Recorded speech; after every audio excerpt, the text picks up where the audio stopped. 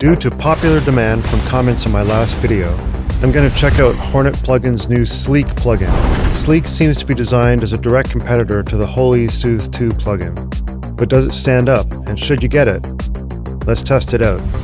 But first, please like, subscribe, and share, and watch the video to the end. It really helps the channel. And use my Plugin Boutique affiliate link on screen or in the description to grab D-Res and other crazy deals from Plugin Boutique. Hornet is a cool indie developer who's been churning out unique plugins for over a decade now. He makes some intriguing stuff. I really like a lot of the mixing tools, and I use Hornet View Meter Mark IV in every mix for instant gain staging. So I was excited to see that he released a spectral correction plugin called Sleek. I would say it's pretty clear that the interface is inspired by Soothe, with 4 EQ nodes and contextual parameters for them in the lower left that change when you click on the EQ nodes. Pulling up on the nodes increases processing, and pulling down results in less processing, just like in Soothe 2 and other spectral correctors. Plus, you have some global controls on the right for adjusting the response times and intensity. Let's try it out on a track. I'm going to use the same guitars as my last video, which has a resonance in the 3K area. Let's insert Sleek.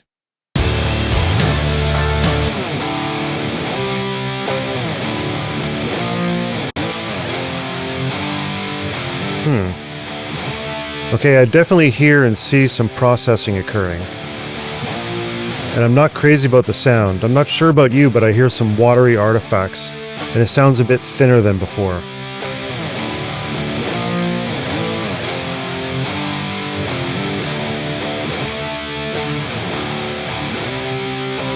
It seems to be working mostly in the low end. Let's try increasing the processing where I want it, around 3K.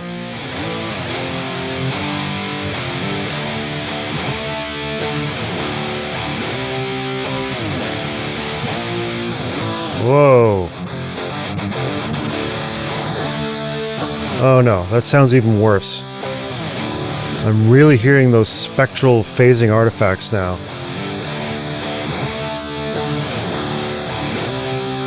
This is not good. I'm going to insert Soothe 2 just as a reference.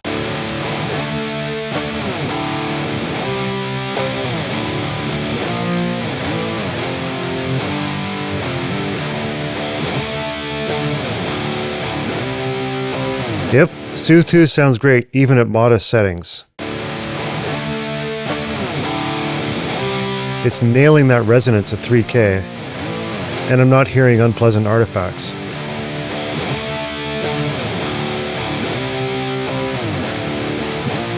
Let's see if we can do anything about Sleek's issues. Maybe I'll lower the attack and release.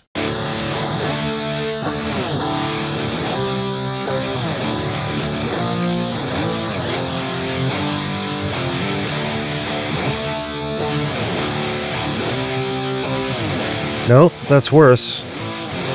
You probably want a longer release so the effects stay on anyway.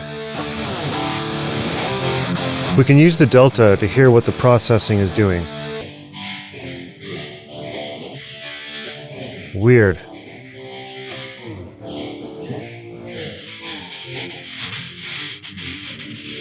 It almost sounds like it's pulsing rhythmically.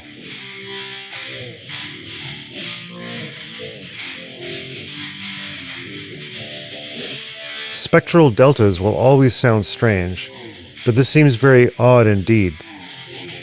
Let's compare it to Soothe.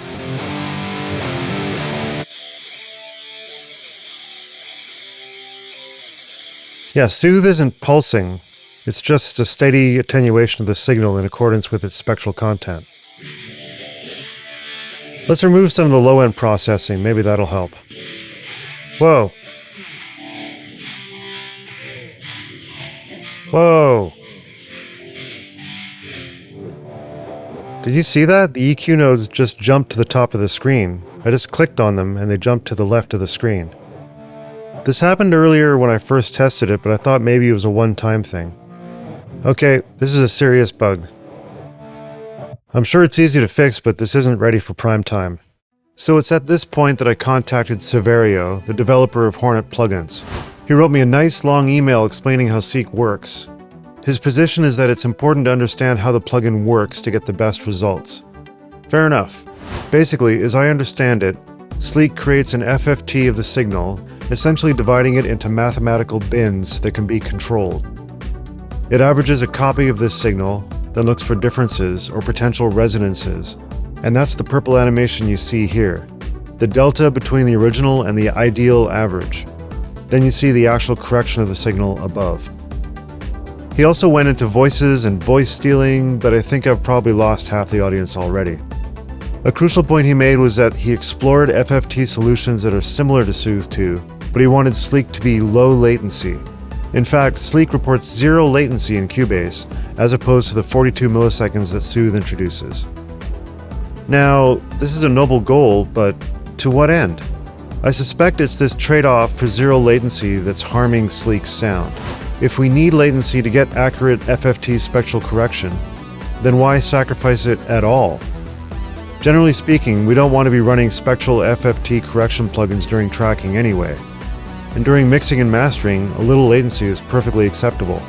So I think Hornet has made a Faustian bargain here by trading 0 latency instead of more complex FFT processing. And here's the real problem. Most of us will want to quickly open and insert a plugin that will magically fix harshness in our audio. We love tools like Soothe and Derez because we get results quickly.